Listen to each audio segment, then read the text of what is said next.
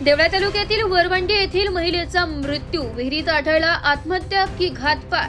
देवळा तालुक्यातील वरवंटी येथील कोमल हितेंद्र वाघ राहणारी वरवंटी वय वर्ष 28 हिचा मृतदेह त्यांच्या विहिरीत आढळून आलाय। मिळालेली माहिती अशी की काल दिनांक 24 ऑगस्ट रोजी कोमल अचानक बेपत्ताच झाल्याचं निदर्शनास आल्यास परिसरात बिबट्याचे भीतीमुळे वातावरण असल्या कारणाने परिसरात व्यक्तींनी पूर्ण परिसर पाहणी केली असता कोमल कुठेही आढळून आली नसल्याने शेवटी देवळा पोलीस स्टेशन यांना खबर देण्यात आली। घटनास्थळी पोलीस हजर होऊन शहानिशा करण्यात आली। शेवटी तपास विहिरीपर्यंत पोहोचला। रात्री उशिरापर्यंत शोध कार्य चालू होते। कोमलचा मृतदेह विहिरीत असल्याची खात्री करण्यात आली। रात्री उशीर झाल्याने गोताखोरांना अडचण येत असल्या कारणाने पुढील तपास दुसऱ्या दिवशी करण्याचं ठरवलं। 25 ऑगस्ट रोजी सकाळी 9च्या दरम्यान कोमलचा विहिरीतून मृतदेह बाहेर काढण्यात आलाय। कोमलचा मृत्यू विहिरीत आढळल्याने परिसरात चर्चेचे वातावरण पसरले असून कोमलची आत्महत्या आहे की घातपात ही गोष्ट तपासात आढळून येईल।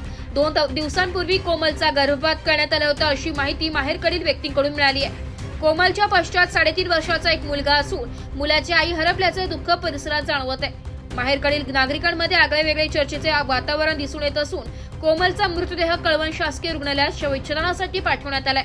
पुढील तपास देवळा पोलीस स्टेशनचे PSI मनोज कुवर शेख दादा बर्डे दादा व त्यांचे सहकारी करीत असून परिसरात शोककळीचे वातावरण आहे। नाशिक लोकशाही न्यूज साठी सुरेखा गांगुर्डे, देवळा।